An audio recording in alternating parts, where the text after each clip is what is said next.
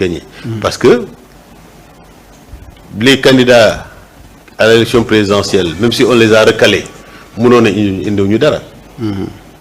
Tu ne peux pas le dire. Yeah. Ils étaient candidats. lu mu bon même bu dee 500 parrains la ñu amoon 500 parrains yooyu bu ñu ñëwee ci coalition bi les 500 parrains vont voter pour eux. Ouais. Donc mënoo leen ne il ne représente absolument rien. Je persiste que c'est des gens qui étaient là. benn ñaareel bi bu ñuy dem élection bu ñuy yóbbu candidature yi c'était pas le récépissé de PASTEF qu'on avait pris. Donc c'est grâce à ce cadre-là qu'on avait créé avec les gens de PASTEF qu'on a pu trouver des récépissés pour déposer les candidatures de PASTEF. Il y avait plusieurs candidatures de PASTEF, dont la mienne, même si j'étais allé comme citoyen, candidat citoyen. Donc il y avait beaucoup de gens, on a trouvé des récépissés pour les amener. Donc nous aussi, nous deuxièmement, une législative. On était d'accord qu'il fallait partir sous la bannière de PASTEF, pour des raisons sur lesquelles je ne vais pas revenir. Mais moi, en tant que Maud Lamine Dianté, ancien coordonnateur de Diomaye Président, je me responsabilise pour m'accueillir des alliés. Pour soutenir les listes PASTEF. Donc, je ne considère pas que nous ne représentons rien. Parce que si nous ne représentons rien, président Ousmane Sonko, président de PASTEF, tête de liste aux législatives, pour me faire rencontrer des alliés de soutenir la candidature. Bon, maintenant, quand il dit des choses, chacun essaie d'interpréter, mais je ne pense pas qu'il jette une pierre dans le jardin des alliés. Au contraire, il a beaucoup de considération pour les alliés. Alors, est-ce que am nga ak mom ci limi wax dañu jot na ñu revoirat financement wu la société civile au Sénégal? Oui, mais avant de répondre à la question, dès que j'ai un commentaire, mais la société civile, nous savons que c'est ce que société civile. Mais à un certain moment, on a comme l'impression que la opposition est là. C'est ce que Nous avons une bonne gouvernance.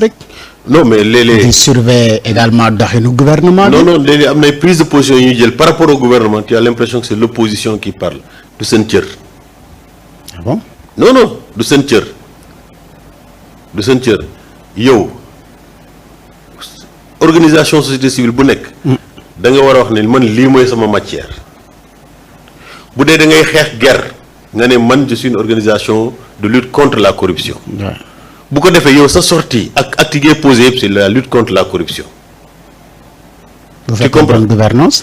Bu dee bonne gouvernance la nga ne man bonne gouvernance moo ma yitteel te looy wax ak looy teg comme activité dañuy xam ne bonne gouvernance ngay défendre bu dee démocratie la nga ne démocratie lay défendre bu dee leneen la nga wax ko. Pour la protection de bonnes mœurs ak yooyu. Voilà loolu mais am na organisation de la société civile on dirait que elle touche un peu à tout à la limite de les considérer comme étant un parti d'opposition parce que à partir d'opposition moom mooy fay taxaw lépp li nguur gi def rek nga ŋaññi ko. Donc à partir de ce moment-là ça pose problème de sorte que pour man il faudrait que loolu ñu clarifier ko ku nekk xam lan mooy sa taxawaay ci biir société bi ak ci biir réew mi bu ko defee boo jógee rek ñu xam ne lii la xam nga par exemple ñuy lutter contre les mauvaises mœurs. ñooñu doo leen dégg fenn à part mauvaises mœurs. yooyu am na. comme à côté am na ñoo xam ne day naan dañuy xeex les mauvaises mœurs mais léeg-léeg nga dégg leen feneen. Donc pour man c'est d'abord ce cafouillage là cette cacophonie là la ñu war a régler nguur gi également daf leen war a xool comme des forces progressistes. maanaam buñ fi nekkee yow lépp li nga def te mu am ay sociétés civiles yoo xam ne ku nekk am na pàcc booy gérer ñooñu bu ñu waxee yow dafay nekk une sorte de feedback ci yow nga réajusté wu. Donc cette collaboration là il faudrait que mu nekk ci diggante nguur gi ak organisation de la société civile parce que organisation de la société civile ci réew mi la ñu bokk man bi ma jógee ne damay def politique ñoom ñu jàpp ne ñoom mën nañu am njëriñ amal askan wi njëriñ sans pour autant que ñu def politique moo tax ñu tuddee seen bopp organisation de la société civile donc boobu respect mutuel il faudrait que mu dox suñu diggante mais ku nekk xam lan moo la war lan mooy sa mission nga doxalee ko sans pour autant faire un mélange de genres léegi nag nañ leen di financer évidemment mën nañ am ay financement interne am na ñoo xam ne dañuy cotisante pour mun a doxal seen mbir am na loo xam ne ay forces extérieures ñoo leen di financer. léegi nag muy parti politique muy syndicat muy yeneen organisation de la société civile képp koo xam ne da ngay am financement à partir de l'extérieur responsabilité nguur la. mu taxaw xam kan moo lay financer ak lan la sas à travers ce financement là parce que comme la sécurité intérieure de ce pays là elle est fondamentale am na ñoo xam ne dañuy capter des fonds étrangers. sur quelle base pour quel motif kenn xamu ko ba jékki-jékki rek mu am benn taxawaay boo xam ne dañ koy am ci biir réew mi mu bett nit ñi. donc loolu en dehors de ce que le président le président de PASTEF a dit warugar la ci état mu mun a xam képp koo xam ne da ngay yore ay financement étranger nga xam parce que tey jii boo demee au niveau des pays de l'Europe ñun am nañ fa ay nit yoo xam ne ils sont à l'étranger mais fii bu ñu nee def benn action sociale waxuma ñoo xam ne dañoo bokk wala politique de mais am na ay organisation de la société civile. des organisations de développement yoo xam ne bokk nañ ko. ci suñu gox bu ñu jógee. ñu ne léegi mbiri sangam la ñuy def au niveau de notre localité. ñu ne léegi nan la ñuy cotiser mais suñu gars yi nekk France bii nii sa France. pour ñu mën a dajale xaalis bu ñu indi ko. il faut que ñu justifier que de la plus claire des manières pour ñu xam ne xaalis boobu buy dugg Sénégal aussi lii lay jëriñ pourtant xaalis bu ñu liggéey la ñoom mais bu ñu ko naree yónnee fii ci wàllu boobu il faudrait que mu am traçabilité te gars yi war ko mën a topp donc c'est la même chose képp koo xam ne da ngay am financement il faudrait que nguur gi xam kan mooy lay financer ak lu tax mu financer la pour que ñu mën a veiller à la sécurité intérieure du pays. surtout stabilité sociale bi mais jàppoon na yow yaa war a nekk trait d'union entre nguur gi ak la société civile pour régler cette question. oui c'est-à-dire que ñun suñu domaine de compétence c'est d'abord les relations sociales mais évidemment lii nii warul mën a nekk un problème parce que on a vu après des levées de boucliers de la part de certaines organisations de la société civile parfois avec des mots trop forts quand même. Un peu virulents. Trop forts très virulents parce que Ousmane Sonko mu neex nit ñi mu naqari nit ñi c'est le premier ministre du Sénégal. Ouais. donc am na cër boo xam ne dañ ko war a jox mais toujours est-il que li ma gëm man mooy que il faudrait que ñu war a mën a daje ñu toog ñu waxtaan ñu teg lépp sur la table doxal transparence et à partir de ce moment-là les gens vont se comprendre parce que en réalité kenn mënu fi jëlee keneen parce que nous sommes tous des Sénégalais li gën rek moom mooy que ne au lieu que mu nekk jaamarloo mais waxtaan mën a am et c'est ça que je souhaite buñ ci mënee jouer rôle évidemment on le fera parce qu'on est en bon terme avec la plupart des organisations de la société civile am nañ cër au niveau donc de ce régime-là je crois que si on peut jouer ce rôle-là on est volontiers pour que ñu war a mën a def loolu pour que juboo mën a am seen diggante comme ni mu amee depuis longtemps moo lii nii mu bañ a nekk li leen di féewale. kenn ku si nekk taxawaay bi nga war a taxaw. c'est ça alors tey ñu bëri njortu nañu ne véritablement différent am na au sommet de l'État yow naka nga jàpp ne noonu la ñu war a mën a gën a def ba nga xam ne dina gën a am unité ak sérénité ci au sommet de l'État ba benn coow yu mel nii yi ñuy dégg ni wala li gaa ñi njort dootuñu ko déggat. oui peut-être que loolu mooy suñu différence man jàpp ma ne li ñuy wax nii ak nit ñi di ko commenter.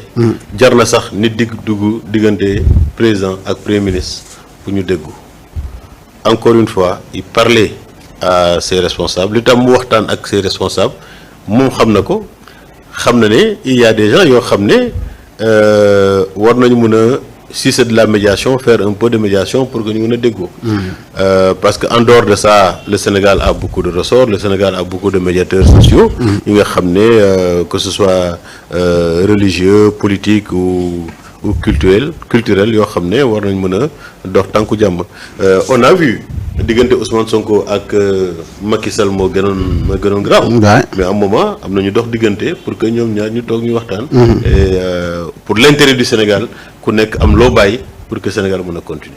alors le premier ministre annoncé na benn plan de redressement économique et social pour defaraat l'économie du pays yow en tant que président du Haut Conseil social lan nga jàpp ne noonu la ñu war a mën a doxalee ce plan là ba nga xamante ni dinañu redresser waat l'économie du pays ba socialement nit ñi mën a am une vie stable.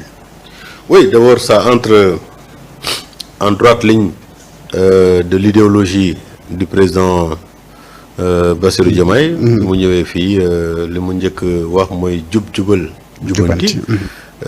D'abord nit ki da nga war a nekk ku jub surtout bu ñu la dënkee alalu réew mi mais da nga war a jubal. fépp foo xam ne gis nga ne affaire bi dafa xaw a demee boor nga jubal mais également jubbanti lépp loo xam ne donc dañ ko war a redresser mu bokk également ci agenda national de transformation Sénégal 2050 ak ci juróomi at yi la stratégie nationale de développement.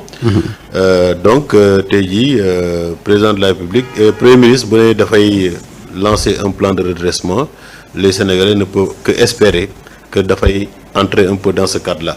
xam nga ñoom bi ñu ñëwee dañoo bëggoon rek ñëw rek tàmbal liggéey bi. mais dafa am loi boo xam ne moom moo sant bépp réew bu am alternance que ñu ñëw ci bopp réew mi ñu fexe saytu. li ñu doxalee woon ci juróomi at yi au moins ñoom bu ñu defee saytu boobu ils se sont rendu compte que fi leen Macky Sall waxoon ne foofu la bàyyi Sénégal. gën naa suufe lool ñu ne donc lii nii buñ ci naree liggéey du dem il faudrait d'abord que xam nga boo ñëwee comme ndox buy wàll. bu dajee ak kamb il faut que kamb bi fees voilà muy continuer. donc nan la ñuy fexee ba rattraper ce retard là laata ñuy lancer donc dama jàpp ne premier ministre bu ne dafay présenter un plan de redressement du Sénégal. donc ça veut dire que kamb boobu fi Macky Sall bay je suppose que ça a été déjà remblayé de sorte que li ñuy wax rek mooy brique yi ñuy teg pour que Sénégal mën a jóg. Alors donc loolu je pense que bu ko présenter les Sénégalais verront en réalité ñoom ak seen gouvernement bi fan la ñu bëgg fan la ñu déjà wax nañ fan la ñu fekk Sénégal. mais fan la ñu bëgg a yóbbu Sénégal au moins pendant les 5 ans à venir ou les 4 ans à venir. alors gis nañu président bu fi ñëw da ngay indi sa théorie indi sa plan récemment ki fi jógee dafa defoon plan Sénégal émergent finalement on s'est rendu compte que Sénégal dafa gën a suux. ndax taux d'endettement bi dem na ba romb 110%.